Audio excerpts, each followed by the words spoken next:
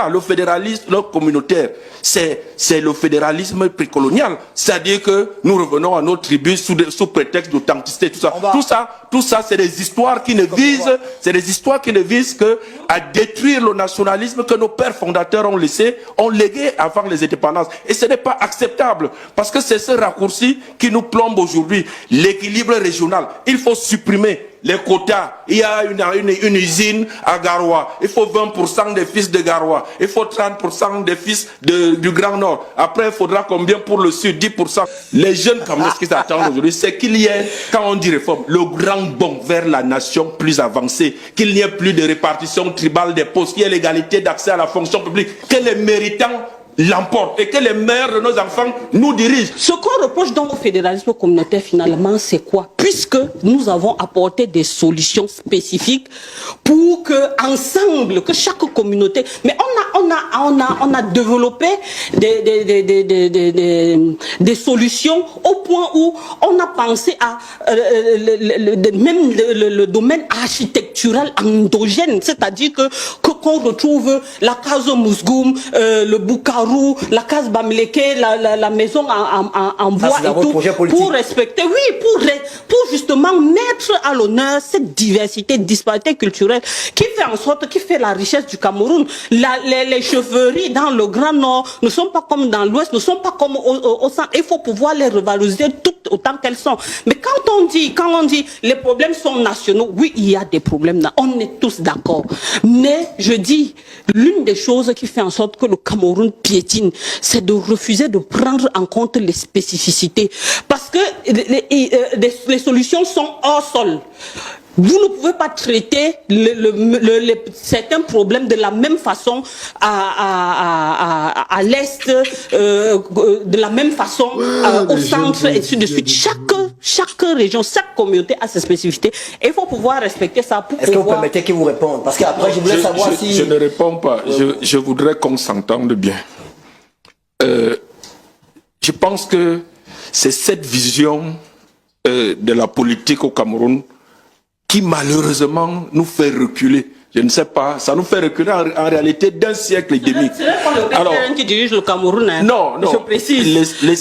On recule parce qu'il y a des gens qui n'ont pas trouvé des solutions à nos problèmes. Je pense qu'on recule par paresse intellectuelle. Vous êtes intellectuellement paresseux. Nous reculons d'un siècle et demi. Pourquoi? Parce qu'en fait, vous nous ramenez à la période précoloniale. Et je suis étonné que vous pensiez que cette conception précoloniale soit une forme de modernité aujourd'hui, mais je trouve que c'est de la paresse politique tout simplement. Je crois qu'il faut clarifier un certain nombre de choses. C'est pour ça que je suis d'accord avec Xavier quand il parle d'idéologie. La République, c'est une idéologie en soi. C'est quoi la République? La République, comme Max Weber disait, c'est l'opposition de la fraternité de sang, de la conception de l'allégeance traditionnelle et familiale ethnique, opposition qui est une forme de communautarisme, opposition à la fraternité républicaine, qui est une assimilation et une égalité en droit et en devoir de tous. Quand on est président de la République du Cameroun, ça ne veut pas dire que la spécificité du problème de l'école de Kousséri n'a pas à être prise en compte. Ça veut tout simplement dire que on doit considérer que c'est le problème du président de la République, au même titre que tous les autres problèmes sur tout le territoire national. Puis là, le fédéralisme communautaire, c'est le fédéralisme précolonial. C'est-à-dire que nous revenons à nos tribus sous prétexte d'authenticité, tout ça.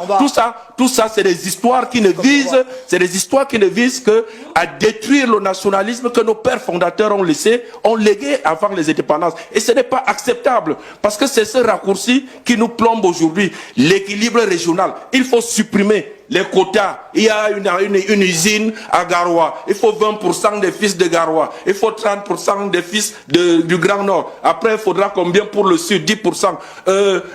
À l'ENAM, il faut le common law. Mes enfants qui font l'anglais, qui font le système anglophone, quand on dit section common law, ils n'ont pas accès parce qu'il faut être Bakweri ou originaire. Mais ça, c'est quelle république villageoise qu'on veut faire? Et c'est ça qui n'est pas acceptable. Et c'est pour ça que c'est condamnable. Le fédéralisme communautaire, c'est l'idée Et je ne sais pas, peut-être parce que votre président a fréquenté un moment les panafricanistes obscurantistes, Okay, mais s'il je vous plaît. pense que c'est ça qu'il faut condamner. C'est le piège où nous sommes aujourd'hui. Okay. Les jeunes Camerounais aujourd'hui, ce qu'ils attendent, Vous l'êtes aussi, c'est hein? qu'il y ait... Non, je suis plus jeune. Les jeunes Camerounais aujourd'hui, ce Mais qu'ils votre président attendent... national est jeune. Les jeunes Camerounais, lui, il a des idées jeunes et modernes. Les jeunes Camerounais, ce qu'ils attendent aujourd'hui, c'est qu'il y ait, quand on dit réforme, le grand bond vers la nation plus avancée, qu'il n'y ait plus de répartition tribale des postes, qu'il y ait l'égalité d'accès à la fonction publique, que les méritants l'emportent et que les meilleurs de nos enfants nous dirigent, qu'il n'y ait pas cette répartition à les concours, tel concours, il faut dire du sort. Non, que les meilleurs dirigent, même s'ils sont des mêmes villages, qu'on arrête tout ça, parce que c'est ça qui nous plombe là où nous sommes. Voilà, c'est ça qui nous plombe. Ce que je voudrais préciser, Merci. Quand les gens nous ramènent au fédéralisme communautaire, on va finir par répartir les postes village par village. Bonjour les enfants, c'est papa. Mon mur est un asile psychiatrique à ciel ouvert et ma salle d'attente est toujours bondée. Bienvenue à la clinique les enfants. Vous savez pourquoi Atemung comprend très bien de quoi il s'agit quand il parle du fédéralisme communautaire. Parce que ce n'est pas différent du programme de Paul Biya, l'équilibre régional.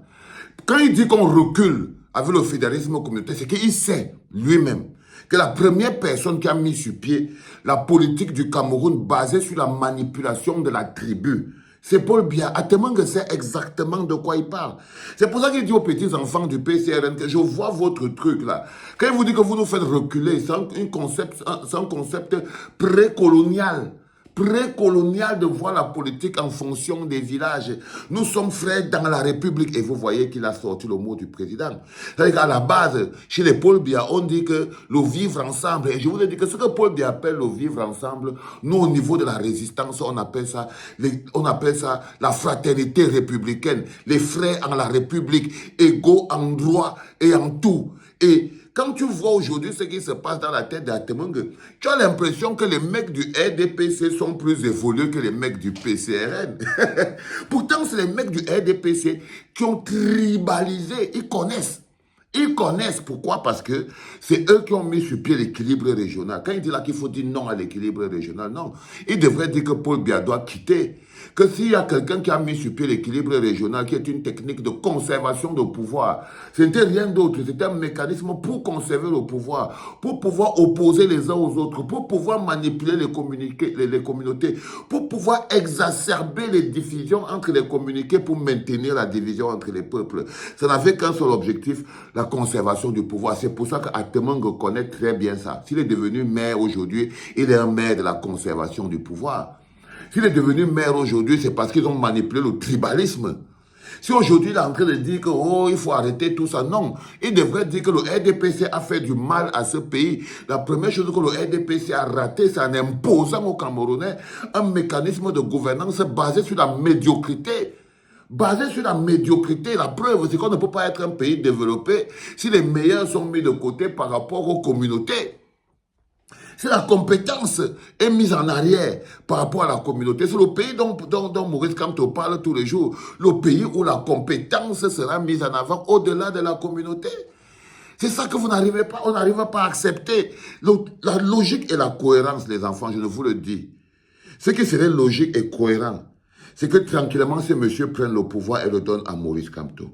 Pour notre pays, pour la stabilité de notre pays. Ce qui rendrait notre pays un endroit un peu bizarre, c'est qu'on se retrouve qu'après tout le travail qui a été fait ici, quelqu'un se lève dans un trou, il vient du RDPC et il vient dire qu'il est candidat à l'élection présidentielle et doit gagner. Non, un pays c'est aussi le karma et c'est la psychologie mentale. Regardez quand vous voyez vous-même le Atemung citer Maurice Kamto dans le basique, dans ce qui fait notre ADN, la fraternité républicaine. C'est-à-dire qu'il démontre au monde entier que non, la personne qui a raison, c'est Maurice Kamto. S'il était un politicien de valeur, si l'Atemung était un politicien de valeur, il saurait très bien qu'il faut sortir tout le monde qu'il a mis de prison et faire mea culpa vis-à-vis du peuple pour le mal commis pendant 42 ans. Pour le mal commis pendant 40 ans, il ne peut pas pleurer plus que nous. Atemung ne peut pas pleurer plus que le peuple qui a souffert de l'équilibre régional, qui a souffert du partage des postes. Eux, c'était les bénéficiaires. Eux, c'était les bénéficiaires. À tellement que c'était un bénéficiaire avec ses frères du village. C'est les bénéficiaires, c'est eux qui ont bénéficié de... On prend un enfant qui a 5 suivants, on le met directeur de quelque chose, le gars qui a 15 suivants pas faire le pouce-pouce à cause de l'équilibre régional. Donc il sait quand il vous parle du fédéralisme communautaire, parce que vous savez, le fédéralisme communautaire, Paul Biya pour lui c'était le libéralisme communautaire, la même chose encore. La même chose encore, c'est pour ça qu'il sait que c'est un concept colonial de gouvernance. C'est-à-dire que c'est un néocolonial concept de gouvernance, ça ne peut même pas exister de nos jours. Vous voyez ce que je veux dire? On est tous frères et sœurs dans la République. On ne peut plus continuer de se voir en amas des tribus, comme dirait Dieudonné Essomba, qui voulait nous refuser le droit d'être un pays, un peuple avec une vision commune. Il voulait nous maintenir dans le statut de amas de petites tribus et par ceux qui se battent pour vivre ensemble. Ça, c'est une notion villageoise de la politique. Conception villageoise du pays. C'est pour ça que moi, les petits mécréants là qui sont là-bas dans le PCR, moi, je ne les calcule même pas. Parce que tu sens vraiment que c'est les fabrications. Quand tu vois ça, tu comprends que le même fédéralisme communautaire, c'est le petit frère du libéralisme communautaire. Ils ont plein de trucs en commun. C'est pour ça que les gars du RDPC méprisent tellement les petits du PCRN. Ils les méprisent parce qu'ils voient en eux des enfants qui sont tellement vides qu'ils ne comprennent pas. Qui ne comprennent pas. C'est pour ça que vous voyez tellement de comme ça, il parle, est-ce qu'il peut parler pour ouvrir sa bouche au MSC comme ça? Il ne peut pas. Parce qu'on n'a rien en commun. Il sait que eux, c'est le libéralisme communautaire. Nkouagne, c'est le fédéralisme communautaire. Communauté. On doit mettre en avant les spécificités, les communautés. On ne peut pas gérer les problèmes des Mundang comme les problèmes de... Non. En la République, il n'y a pas qu'on ne peut pas... On ne dit pas qu'on va gérer pareil. Mais la République, c'est que tout ça est fait dans le cadre de la République. De la République. Même les spécificités sont organisées, régulées dans le cadre de la République. Note-moi. Allez les enfants, le deuxième podcast de la journée en direct du Bloc Populaire, les gars. Vous sentez vous-même comment ça monte. Vous savez comment on dit que c'est monté. C'est monté. C'était papa.